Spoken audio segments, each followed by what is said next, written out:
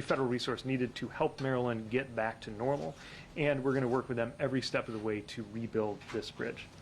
It is not going to be simple. When we helped Pennsylvania and California swiftly reopen I-95 and I-10 respectively, there was terrific work there, but that was addressing comparatively short spans of bridges over land relative to this span over water. And of course, in the Baltimore case, we still don't fully know the condition of the portions of the bridge that are still standing or of infrastructure that is below the surface of the water. So rebuilding will not be quick or easy or cheap, but we will get it done. As I mentioned, we're working with city, county, and state. And I also want to add that we've been closely engaged with the Maryland congressional delegation, many of whom were on hand yesterday, and who are doing a tremendous job advocating for their state. They've made it clear that they will work with us to push for any help that we need from Congress. Bottom line, as President Biden has made clear, the federal government will provide all of the support that Maryland and Baltimore need for as long as it takes, and we will work with Congress to deliver on that.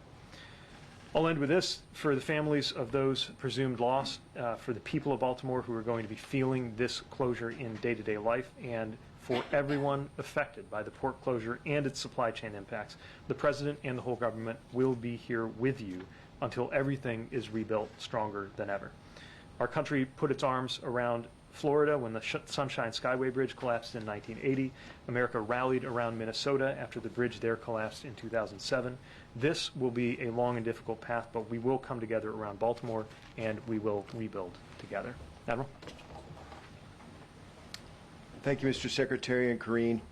So let me just add to what the Secretary has already briefed you on here. So yesterday evening, I think as you know, after an intense and thorough multi-agency search on the water and from the air, the Coast Guard Incident Commander, Rear Admiral Shannon Gilreath, suspended the search for the individuals missing from the bridge collapse. He did this after consulting Governor Moore and many of the other agencies that were involved. The Coast Guard and the response community is deeply saddened that the missing individuals have not survived. And the Coast Guard appreciates the state of Maryland's leadership and humanity in supporting the family members of the missing. I'd like to personally thank the state and local responders for their heroic search and rescue efforts. While we didn't achieve the outcome that we had hoped for, it was a tremendous team effort in the treacherous operational conditions. As this aspect of the response shift to recovery operations and consistent with the President's direction to get the port up and running as soon as possible, the Coast Guard highest priority now is restoring the waterway for shipping, stabilizing the motor vessel dolly and removing it from the site, and coordinating a maritime casualty investigation under the leadership of the National Transportation and Safety Board. So just a couple of words on each one of those. So in terms of assessing restoring the waterway, the Coast Guard is very tightly connected to the Army Corps of Engineers as they lead in that role as the lead federal agency for that effort. As we were in the Oval Office, the President called General Spellman, the Chief of the Army Corps of Engineers, who's on site. General Spellman and I had a number of conversations yesterday in terms of the coordinated approach moving forward, and they are moving very aggressively in putting resources and mobilizing the necessary equipment, conducting the analysis and the underwater surveys to do that. In terms of continuing to stabilize the vessel, mitigating any pollution threat, and removing the vessel from the area, the vessel is stable, but it still has over 1.5 million gallons of fuel oil and lube oil on board, and it does have 4,700 cargo containers on board. 56 of those contain hazardous materials, and 2 are missing overboard. The ones that are in the water do not contain hazardous materials. And then around 13 or so on the bow of the ship were damaged as the bridge collapsed and impacted the front of that ship. So the Coast Guard has moved aggressively to board the vessel, and we have teams on board. The responsible party, the ship operator, has mobilized, activated their marine salvage plan in addition to their marine pollution response plan, both things that are required by the United States Coast Guard.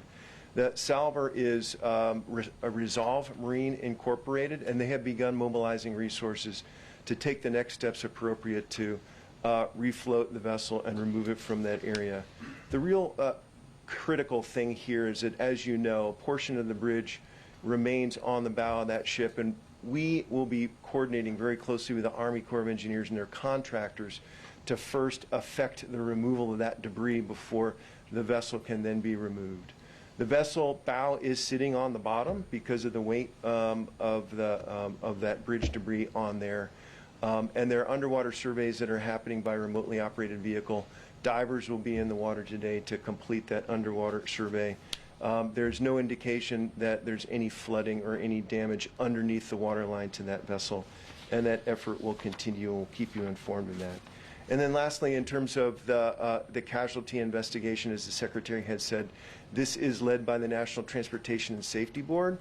I've had a couple of conversations with Chair Hamandi on this account, and basically what we've done is we've activated a memorandum of understanding between the Coast Guard and NTSB, and because of the multimodal and complex nature of this investigation, we will be providing Coast Guard investigators for what we call a Marine Board of Investigation, which is our highest level of investigation in the Coast Guard that will fold in and coordinate with the NTSB investigation as that moves forward. I think the Secretary closed with some top-line messages, and for us, I can tell you that our unified command, which is essentially a term that we use in the United States for how we mobilize against crises with all the appropriate federal, state, local agencies and other stakeholders. We have a tremendous amount of talent on there, and a lot of resourcing, and given the magnitude and importance of this response, it's going to be very, very aggressive moving forward, and we'll keep you informed of that. Thank you. Admiral, CNN has obtained a government memo that the Coast Guard is currently evaluating hazardous material that was contained in some of the containers on the ship. Can you update us on that investigation, and is there a threat to the public from any of the materials on board the ship? There is no threat to the public from the hazardous materials on board. So we've obtained the vessel manifest that container ships carry and done the analysis of the types of hazmats that are on board. We have a very specialized hazmat team on board called the Atlantic Strike Team. We have 3 of those around the country, and we have air monitoring them there to detect if there are anything that are coming off of those containers. The majority of those containers are closer to the pilot house and are completely unaffected by the damage to the bow of the ship, and we have not determined that there's any kind of release at this time. So what do you assess as the risk that some of those materials could leak or spill? So most of these things are things like mineral oils, and even though they're hazardous, we've determined that there really isn't any kind of threat to the public. And Secretary Buttigieg, for you, President Biden has said the federal government should front the full cost of reconstructing the bridge. What do the early estimates say that cost will be, and how quickly can you get that money? We don't have dollar estimates yet, but we actually have provisions that allow us to begin releasing funding even while that is being determined. My understanding is, as we speak this afternoon, an emergency relief funding request has come in from the Maryland State DOT. We'll be processing that immediately to start getting them what they need. Also, later today, there will be a design and procurement-oriented meeting that we'll participate in, our Federal Highway Administration, along with MDOT. Again, obviously it's early days, but now is the time to begin scoping that out so that they can get to work. Thank you. Related to that, Mr. Secretary, how much existing money is there now within DOT coffers to handle requests such as the one from MDOT? Do you have funding through the Federal Highway Administration, through the infrastructure law, or when do you anticipate having to go to Congress for potentially a supplemental request on the bridge costs? So the infrastructure law did authorize funding into the emergency relief account, which is the mechanism that is most likely to come into play here. Last I checked, there was about $950 million available, but also a long line of needs and projects behind that. So it is certainly possible, I would go so far as to say likely, that we may be turning to Congress in order to help top up those funds, but that shouldn't be a barrier to the immediate next few days beginning to get the ball rolling. What would be the time frame of sending that sub-request? I think it's too soon to know the mechanics of that. And for the Vice Admiral, can you discuss broadly just the safety of maritime shipping in general, and kind of the strength of the regulations? that govern it, and particularly the inherent international nature of the maritime business could potentially create issues, especially if you have ships based in different countries with potentially weaker regulations. Can you Sure. speak to those broader issues? Yeah, absolutely. So despite what happened 36 hours ago in Baltimore, the maritime mode of transportation, merchant shipping, is an incredibly, incredibly safe mode of transportation, not just here in the United States, but worldwide. While we do have a regime of regulations that are just comprehensive in terms of the vessel conditions, the cargo that they carry and how they do that, the qualifications and certifications from the mariners who operate these ships, those are actually networked with a global set of regulations that we negotiate and uphold through the International Maritime Organization in London. So this ship was flagged by Singapore. That was the flag state administration, and I spoke with the administration in Singapore just a few hours ago. They'll be participating in the investigation. We do something called flag state examinations to ensure that even though these are not U.S. flag vessels coming in, we do an inspection to assure that they meet the high international and domestic standards that we demand. Secretary Buttigieg, I know that you said the rebuilding efforts are just beginning, but when it comes to the actual port, can you give us a sense of what the timeline would be for reopening? Is it days? Is it weeks? Is it months? And same for the bridge. Are we talking about weeks, months? Are we talking about years? Too soon to be certain. What I'll say in the case of the bridge is that the original bridge took 5 years to construct. That does not necessarily mean it will take 5 years to replace, but that tells you what went into that original structure going up. Again, we need to get a sense of the conditions of the parts that look okay to the naked eye, but we just don't know yet, especially in terms of their foundational infrastructure. So it is going to be some time where commuters are going to need to depend on that 95 and 895 tunnel, and it's going to put pressure on them. As far as the port, again, too soon to venture an estimate. The vast majority of the port is inside of that bridge, which means most of it cannot operate, although there is a facility at what's called Sparrows Point that can handle some amount of cargo shipping, but nothing close to the totality of Baltimore. And for the port workers, you mentioned there's going to be an economic cost, but also incurred to them, I'm sure. Any of the funding that you're talking about in terms of emergency funding, would that cover them as well? Yeah, this is a major concern. The President has directed the administration to find any and all resources that could come into play here. I don't know this to be an automatic eligibility for the emergency relief funding that I mentioned earlier, but we're going to turn over every stone we have, and of course beyond DOT, there may be other resources that come into play. And sorry, just one more quickly. Have you been in any communication with the owners of this vessel in terms of them paying some kind of consequence here? I have not, and I'd really defer to NTSB and law enforcement for that. Mr. Secretary, do you envision that this would be constructing a very different bridge going forward? You referenced the 1970 state of affairs then. Do you believe it would be an entirely new span, and would you envision different safety mechanisms as you are assessing this at this point? I can't speculate on that. What I will note is that some of the other bridge collapses that were of these proportions, notably the Minnesota bridge collapse, happened because of a design flaw, and the bridge spontaneously collapsed. This is, of course, not that.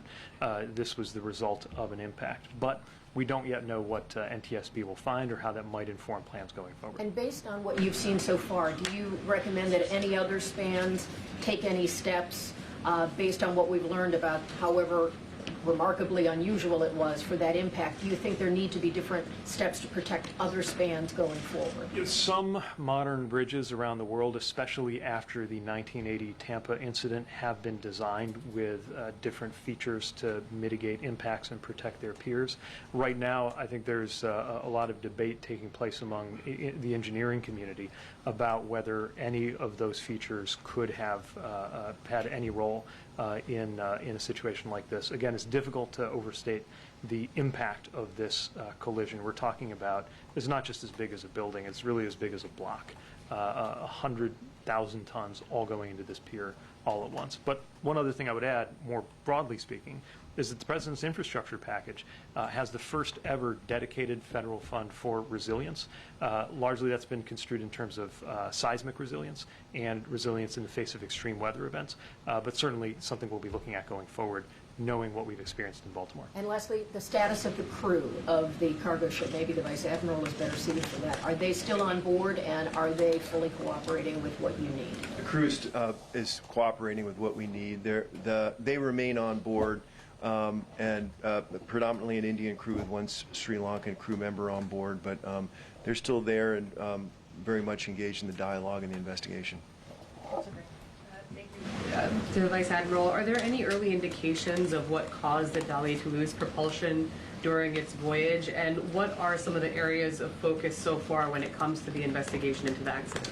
Yeah, I think we all want to know as quickly as possible at least some initial findings, but I really need to refer you to the National Transportation Safety Board and their messaging in terms of moving forward very deliberately and on a factual basis to uncover some of those answers. Secretary Buttigieg, you talked about, how, the bridge simply was not built to withstand impact of this nature, but is it your view that the bridge was built strongly enough? Why didn't it have some of the defensive structures around the support column as many other bridges do? Again, I don't want to get ahead of any investigation either. I will say that part of what's being debated is whether any design feature now known would have made a difference in this case. We'll get more information on that as the investigation proceeds.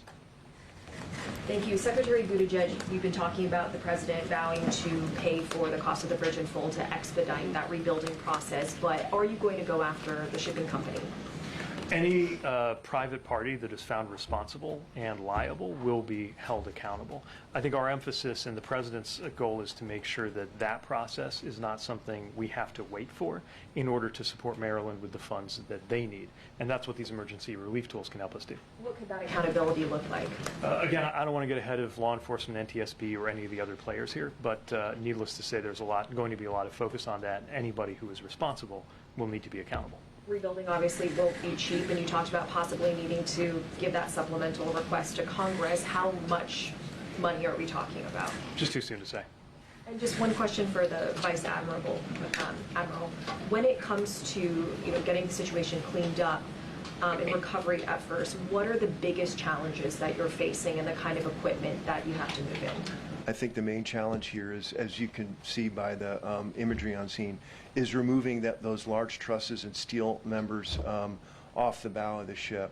Once that happens, we'll have the underwater survey complete in terms of how that vessel is connected to the bridge pier there. But I think once that's done, I think the salvors will be ready to do the necessary actions to refloat that vessel and remove it.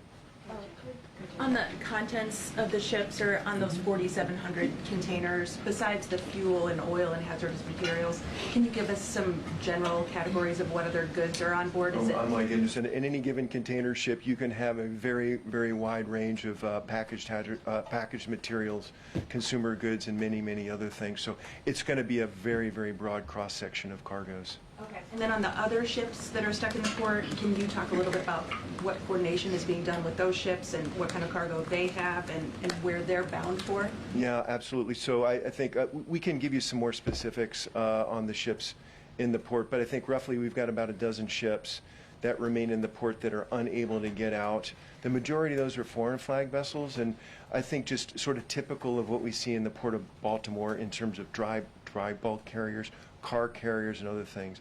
There are a number of Maritime Administration ships that are there as well.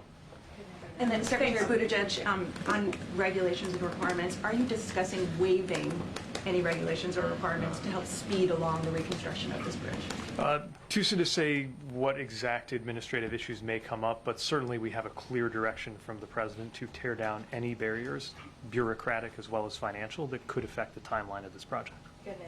Thanks, Corinne.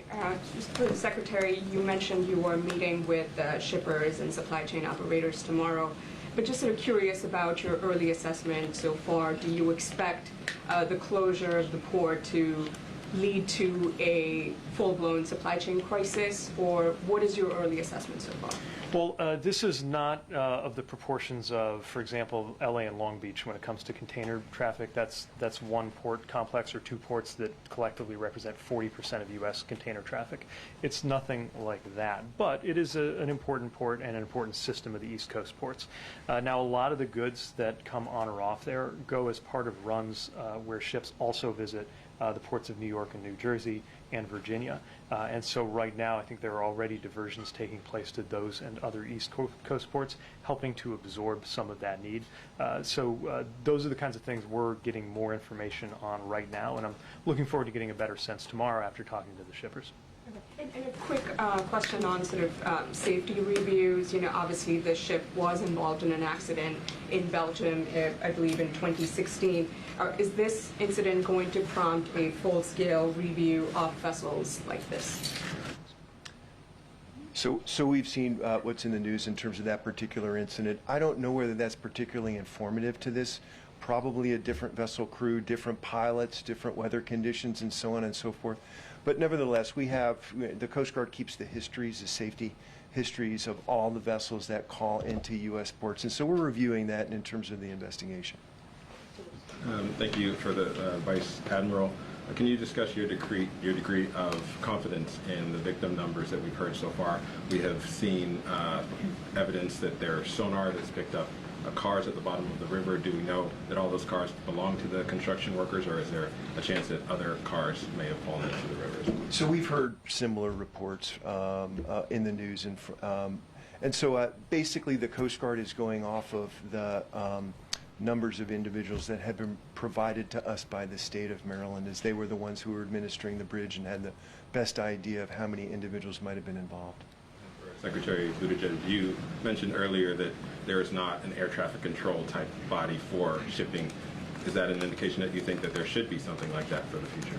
No, it's a very different system, but I do think it's important for the public to understand that. If a runway or an airport goes out of service, and then there's immediate instructions from a central authority on what to do and where to go. It just doesn't work that way in shipping. What I will say is we have felt, especially since the summer of 2021, that there needs to be more coordination than there has been in the past. I think sometimes, even not just as a matter of practice, but as a matter of culture, different shippers and other entities that have been rivals just don't coordinate. We built a program called FLOW, which invites different participants, cargo owners, shippers, ports, terminal operators, and others, to begin sharing data. That's something that served us well going to the Red Sea issues. It's certainly serving us well right now because that data can help us get a sense of how these effects are rippling through other ports. So we welcome that coordination. We're trying to promote it, but that doesn't mean that it's happening on a command and control basis. Thanks. Secretary Buttigieg, when was this bridge last inspected? Was it on a list for replacement? It's more than 50 years old. And can you give us a ballpark figure of when you'll reopen the port? You said 5 years on the outside to rebuild the bridge, but just ballpark it for me. Days, weeks, months, years to reopen the port. And finally, what's the estimated economic impact for the closure of this port and the downing of this bridge? So on the first one, I'll refer you to the state. They'll have the most up-to-date information on the bridge. They inspected it, but what I'm asking, was it on a list of, and they noted it was 50 years old, and they also noted that it had some questionable parts to it, but was it on a list to be replaced with the infrastructure bill? It certainly was not the subject of an immediate discretionary grant to replace it or something, anything like that. We do have some work going on I-895, but to my knowledge, nothing immediate in terms of any discretionary grants going to the bridge. Economic numbers: about 8,000 jobs we think are directly implicated, and over $100 million of cargo moves in and out of that port a day. And what was the middle question? Ballpark it when the port will be reopened. Reopening the port is a different matter from rebuilding the bridge. Yes. The port, that's just a matter of clearing the channel. Still no simple thing, but I would expect that can happen on a much quicker timeline than the full reconstruction of the bridge. So can you ballpark it just a little? As you can imagine, I'm asking our teams the same question, but I don't want to put something out just yet. Weeks, months, years? We just gotta keep going. I understand, but just give us something there. As soon as we have something, I'll tell you. Yes, go ahead, John.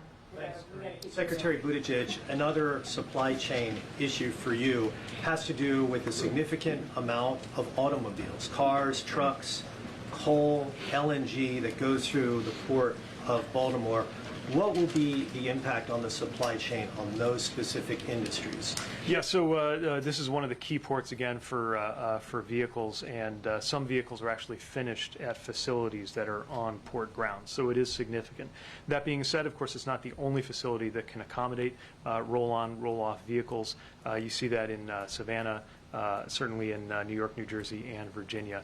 The tractor equipment will be more complicated than the ordinary light-duty vehicles. These are exactly the kinds of information that we're going to be seeking over the coming days, including at tomorrow's convening. And you expect, because of those supply chain issues, that we could see impacts on the U.S. economy as a result of those supply chain issues? On how disruptive it can be. Again, we're not talking about a single point of failure that it's the only possible place to get through, or even something that is as impactful as some of the issues that affected the Panama Canal, for example. This does not automatically mean that a trip to the East Coast has to be substituted with a trip to the West Coast, which would be much more of a cost impact. It can probably be accommodated up and down the East Coast, but the effect clearly will not be trivial. Thank you. Mr. Secretary, you said that you had received a request for emergency funding from the Maryland authorities. Can you tell us what that number was? Those don't necessarily include a full estimate of the cost, but they do make it possible through what's called a quick release authority for us to start getting dollars out. I was just notified that this is coming in as I was stepping out here, so I don't have more details than that right now. Hi, Secretary Buttigieg. So, just clearly speaking about economic impact, each day that the port is shut down, what is the economic impact per day? Well, again, there's between, last I checked, between $100 and $200 million of value that comes through that port every day, and about $2 million in wages that are at stake every day. And that's one of the areas we're most concerned about. It's one thing for a container or a vehicle or a sugar shipment to be absorbed or accommodated somewhere else, but these longshore workers, if goods aren't moving, they're not working. Now, right now, there is work taking place, even inside of that bridge, because of the work that has to be done to offload some of the vehicles that are stuck there and get that back onto surface transportation to go out to other sites. So they're likely working right now, but that work won't last long, and that's one of our main areas of concern. And for Vice Admiral, thank you very much.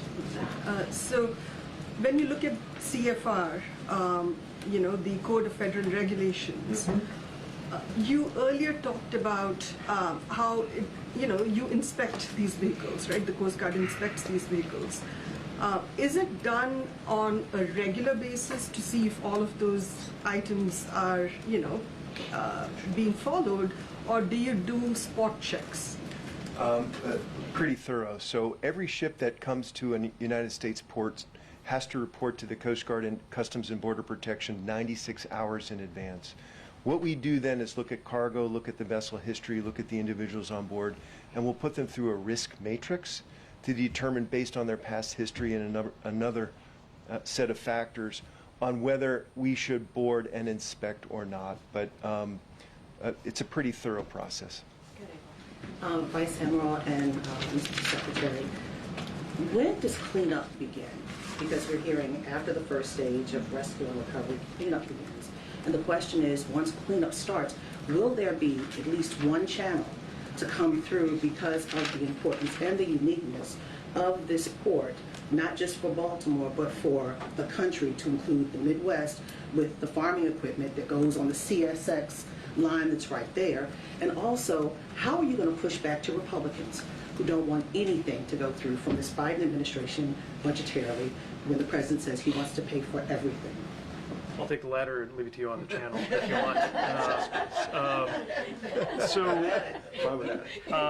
want.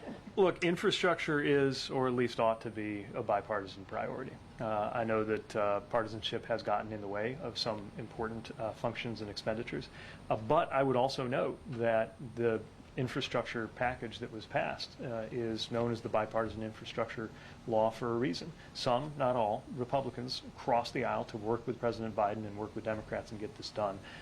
It is our hope that that same spirit will prevail here.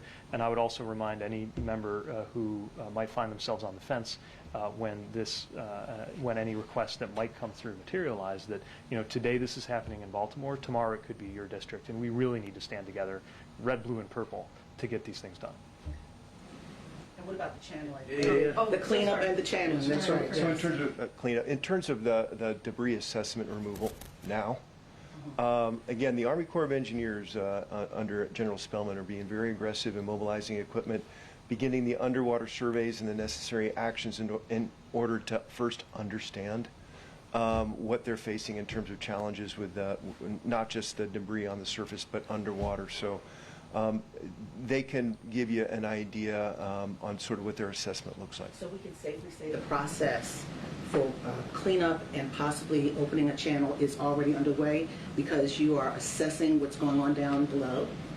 So Admiral Girath, the Coast Guard Incident Commander, and General Spellman for the Army Corps are very tightly linked and coordinated on the necessary actions to do this, not waiting in order to begin this process. Now, we do need to be sensitive because the state of Maryland is conducting the body recovery operations in and around the same area where the debris assessment removal needs to take place. But again, in terms of those details, Army Corps is best to answer that. Thank you so much. Mr. Secretary or Vice Admiral, what kind of changes could this lead to the operations at the ports? Like, could we see tug escorts going through for bridges like this? And would that make a difference in this? For us, again, I think it's too soon to speculate whether any design feature or other practice would have made a difference, but that's the kind of thing that NTSB does, and they do it well. At the end of their investigation, they issue recommendations which often become part of policy, design, or even technology for the future, and it's part of why we'll be very interested in their work. Thanks, Corinne. Mr. Secretary, can you tell us if you are seeing any impact on inflation? And you said that the bridge was not made to withstand such an impact, but should it be reinforced during the past decades? So again, I don't know how a bridge possibly could withstand the forces that were at play when this vessel, about the same size as a Nimitz-class U.S. aircraft carrier, struck the key support beam for that bridge. But we will always, as always, learn from the NTSB investigation. What was the first bit? Impact on inflation? Too soon to say. I think this is definitely a different ballpark from what we saw with the West Coast issues in 2021. But that's part of what we hope to gather more data on soon. I will say, a lot of the disinflation that we've seen has been a result of the work that the President led to improve and smooth out our supply chains. So we see a clear relationship between supply chains and inflation. But this is more localized and more specialized than what we saw in 2021. Secretary Buttigieg, have you or the President been able to reach the family members of the 6 victims, or do you plan to try to contact them? First of all, our hearts and our thoughts are with them. I know right now they are shifting from yesterday, where they were really in the mode of hoping for news, to today facing the worst kind of news you possibly could. I can't speak to anybody else's conversations with them, other than that I know Governor Moore spent time speaking with them. For the Vice Admiral, you had said earlier that there's a process by which the Coast Guard will keep track of ships that may have been involved in previous incidents. And we already know that the Dolly was involved in a previous incident, not similar to this one, but an incident nonetheless. So was the ship on the radar for the Coast Guard in terms of, keeping an eye on it? And if not, a second follow-up question is if ships have already been flagged, if you will, for having been involved in incidents, what's the process for that when they're coming into a United States port? So maybe I'll answer the first part of that question first. It's the same process for every ship. We get the notification 96 hours in advance of arriving at a U.S. port. We do an examination together with Customs and Border Protection, a review of the histories of these ships and other factors, cargoes that they carry, and so on and so forth, to do a risk ranking and then make a determination about whether a local Coast Guard team, and CBP participates as well, whether we should do a boarding and do a safety examination there. In terms of the history of the ship, again, I think this one incident that has been discussed within the media, I think we need to take that within context in terms of what may or may not have happened with a different crew on board, different situation, different pilots, and so on and so forth, maybe not related to the vessel condition, so to speak. But in terms of our examination, this particular ship had a fairly good safety record. Okay, thank you so much. Vice Admiral, thank you so much, guys. Thank you. All right, thank you. Have a great week. Thank you. Thank you, guys.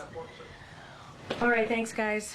Thank you so much, Vice Admiral. Thank you so much, Secretary Buttigieg. All right, I have a couple things at the top before we continue with the briefing.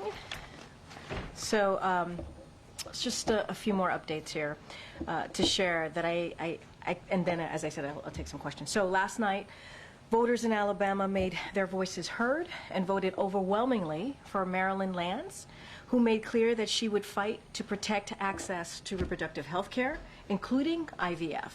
It was a decisive victory in a long-held Republican House district, and the president congratulates her on her win. As we saw last year in Ohio and previously in Michigan, California, Kentucky, Vermont, Kansas, and Montana, in every state where abortion has been on the ballot, the American people overwhelmingly vote to protect reproductive freedom. President Biden and Vice President Harris stand proudly and firmly behind the majority of Americans in this fight. And they will continue to take action to protect this fundamental freedom that is under relentless attack by extreme Republican elected officials. But the fact remains that the only way to ensure the right to choose for a woman in every state is for Congress to restore the protections of Roe v. Wade into federal law. Only Congress can pass that law, which President Biden, if it were to get to his desk, he would indeed sign it. Now today we had another announcement. The Biden-Harris administration also launched the Save Date of action to promote SAVE, the most affordable student loan repayment plan ever, which President Biden announced just last year. The Save Day of Action is a coordinated effort to bring together public, private, and NGOs that could reach 100 million Americans with information about SAVE. Vice President Harris kicked off the campaign this morning, encouraging people to visit studentaid.gov/save, where they can join the more than 7.7 million borrowers representing every congressional district who are currently enrolled.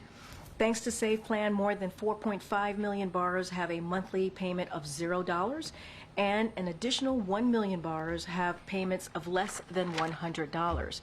Finally, I want to acknowledge a solemn anniversary that will happen later this week. Friday will mark 1 year since American journalist Evan Gershkovich was arrested and wrongfully detained in Russia. Just yesterday, Russia extended his detention after yet another sham hearing. In yesterday's hearing, the Russian authorities did not even provide any evidence of a crime. In fact, they have provided no real justification for holding him. That is because he has done nothing wrong. Journalism is not a crime. Let me say that again. Journalism is not a crime. This administration will continue working every day to secure his release. We will continue to push back against Russia's attempts to use Americans as bargaining chips, and we will continue to stand strong against all those who seek to attack the press or target journalists. To Evan, to Paul Whelan, and to all Americans held hostage or wrongfully detained abroad, keep the faith. We are with you, and we won't stop working to bring you home. With that, Sungmin. A quick one. Any update on when the president would go to Baltimore? I don't have